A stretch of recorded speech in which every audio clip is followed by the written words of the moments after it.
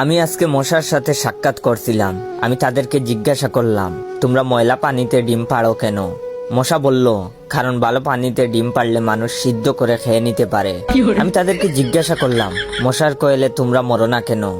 মশা বলল, আমরা যদি মরে যাই তাহলে কোয়েলের ফ্যাক্টরি বন্ধ হয়ে যাবে।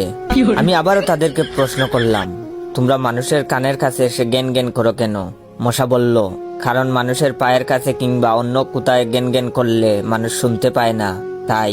আমি তাদেরকে জিজ্ঞাসা করলাম, আমি শুনেছি পুরুষ মশারা নাকি রক্ত খায় না, তাহলে ওরা কি খায়? মশা বলল, পুরুষ মশারা শুধু বউয়ের বোকা খায়। আমি বললাম, মশারা কামড়ালে মানুষের ডেঙ্গু হয় কেন?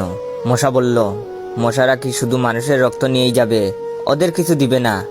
মশারা এত স্বার্থপর নয়, তাই মানুষকে ডেঙ্গু উপহার দিয়ে যায়। মশার সাথে সাক্ষাৎ করার পর আমি মশার উপর রিসার্চ করলাম। মশা অনেক ধরনের হয়, যেমন পড়তে বসলে যে মশায় কামড়ায় তারা হলো অশিক্ষিত মশা, খেতে বসলে যে মশা কামড়ায় তারা হলো ক্ষুধার্ত মশা, ঘুমানোর পর যে মশা কামড়ায় তারা হলো কাপুরুষ, জেগে থাকা অবস্থায় যে মশা কামড়ায় তারা সাহসী, মশারির মধ্যে যে মশা কামড়ায় তারা হলো অতিরিক্ত শেষরা, মাঝরাতে যে মশা কামড়ায় তারা হলো সিঙ্গেল, টয়লেটে যে মশা কামড়ায় তারা হলো নির্লজ্জ, দিনের বেলা যে মশা কামড়ায় তারা একটা ছোট লোক। আমার এই ভিডিওটা দেখার সময় আপনাদের যেই মশাগুলো কামড়াইতেছে ওইগুলো হলো প্রতিবাদী মশা।